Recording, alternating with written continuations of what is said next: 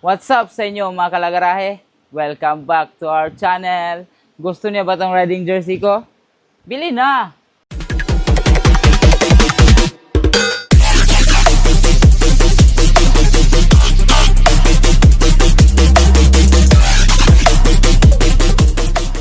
Good day mga kalagarahe. New day, new build.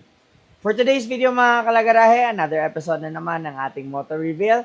And for today's video is papakita namin sa inyo yung ginawa nating Honda TMX 125 rat style. So, yung client natin is from Cebu. So, ang nangyari po dito is tayo na po nag-provide ng base bike para sa kanya and then we customized it into this beautiful brat style. Let's get right into it mga kalagaray. Feature ko na po sa inyo yung mga specs and yung mga ginawa natin sa motor na to. Let's go!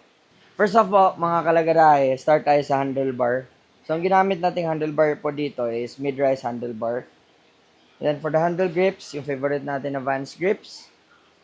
And then yung side mirrors, yung top quality talaga pinili natin na chrome mirrors. Ayan, as you can see. And then yung mga levers niya mga kalagarahe, pinowder coat na po natin yung brake and clutch lever. So ito na po, naka chrome silver, powder coated. Ayan. And then sa triple 3 and triple clamp naman mga kalagarahe, gumamit tayo pang TMX 155. Ayan, and if you want to see the video on how we converted this one po, you can check our reels on our Facebook page po mga kagaray. Nag-post po kami sa full build nito. Dito tayo sa headlight. Request ni client is classic na lens headlight. And then, request niya lang sa loob is papalitan ng LED na light yung sa loob. Now, dito tayo sa signal light. This was our favorite na mini bullet signal light. So, napakaliit niya. In this time, we used chrome kasi babagay sa specs ng build na to. And then sa headlight bracket is, ano po yan mga kalagarahe, custom made natin. Lahat ng builds natin, custom made yung mga headlight bracket. Sa telescopic fork naman mga kalagarahe, we use the telescopic fork of the Honda TMX 150 Supremo. Yan mga kalagarahe. And at the same time, converted na po into this brake. So, as you can see, may custom bracket na siya. Ayan. And then, as one na din yung bracket sa fender. And then sa fender mga kalagarahe, this is very special because request talaga ni client to. So, pakita ko sa inyo yung brushed aluminum finish. Ayan. And then, tinap coat natin with powder coat para ma-seal talaga yung finish natin. And then, dito tayo sa engine. Actually, walang ginalaw sa engine kasi special request talaga ni client as much as possible, maraming silver. So, ayun. And then, yung sa thermal wrap, gumamit tayo ng black and then we painted it with high temperature black. And then for the bullet pipe, gumamit tayo ng ating favorite na version 2 bullet pipe. And nagbebenta din tayo ng mga canister, mga kalagarahe. Alright.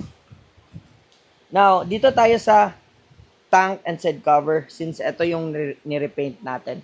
So, since sa paper mga kalagarahe, ang nakalagay lang po kasi silver. So, actually yung stock, kung kayo yung titingin, it's more on the gray side talaga. But since silver naman yung nasa stock, so ang ginawa natin dito is gumamit tayo ng coarse type na Anzal silver. So very high metallic silver as you can see. Very coarse yung pagka-metallic niya. Same dito sa side cover. And as usual mga kalagaray, lahat po ng TMX 125 builds natin, pinipaint job po talaga natin yung side cover kasi yung stock sticker lang po yung TMX ang nakalagay. So sa atin, lahat ng build kahit basic build, pinipaint job talaga natin to using plastic primer and then yung basic stuff ng pagpipaint. All out sa paint job, Anzal po yung gamit natin. And then dito naman sa emblem, because the client, this is an aluminum emblem and dinikit lang natin dito. So hindi basta-basta matatanggal yan. Sa seat, actually, if you can see, it's a very tiny seat. So, maliit talaga siya kasi ang request natin ni client, as you can see naman, wala siyang foot peg. Wala siyang foot peg kasi it is a single-seater bike. Around 17 inches. Yeah. So, 17 inches lang yung seat. So, it's for a single-seater talaga. And then, same sa front, yung rear signal light natin. And then, same din sa front, yung finish ng ating rear fender is brushed aluminum. And then, yung favorite natin na tail light. Sa swing arm, mga kalagarahe, I don't know if you can notice na in-extend natin. Ayan. So, take a guess po kung saan natin in-extend. So, this is the stock swing arm but extended and then powder coated. Nandito sa rear shock naman mga kalagarahe, since as what we always mention sa ating mga vlog, na depende po yan sa seat height ng client. So, ang height ng client po is 5'9". So, for me, medyo mataas tong bike na to. So, we'll show you later on din kung paano siya if inupuan ko na I am 5'6", 5'7", 5'6", ganun. So, in this shock, ang ginamit natin is for Yamaha SZ. Ayan, I think, if I'm not mistaken, 370mm ata. Dito naman sa tires mga kalagarahe, ginamit natin is Red Indian. Classic Sawtooth. And then sa rim, SPD rims, silver. And then, kinonvertan din po natin yan into tubeless mga kalagarahe. So, tubeless na po yan. Wala nang interior. And most of our premium builds po mga kalagarahe is tubeless converted talaga. To be safe and then mas less hassle in case na ma-flat kayo or ano mangyari sa daan. So ayun mga kalagarahe, I think that's it for the specs.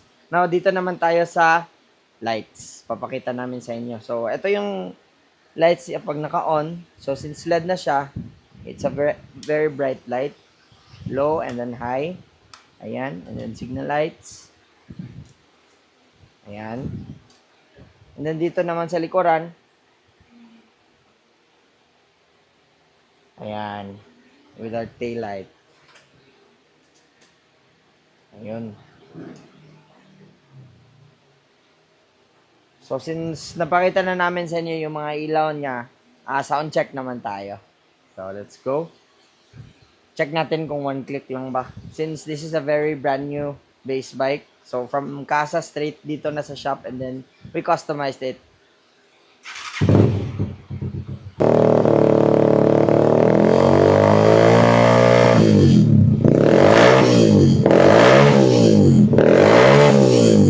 And pag i-ride ko naman mga kalagarahe, I'm 5'7", 5'6". So, ganito po siya. Medyo mahaba siya sa akin. Since yung client natin, di ba, is 5'9". So, this is how it looks. Ayan. So, yeah, that's it. I hope you like our very classic single-seater brat style with a base bike of Honda TMX 125. So, yun mga kalagarahe. Please don't forget to follow us on our Facebook page. And if you have some inquiries and gusto nyo magpa-build, please PM lang po kayo sa ating Facebook page. And yung mention ni Jim kanina, if you want this riding jersey, please do send us a message po. May mga available sizes pa po tayo.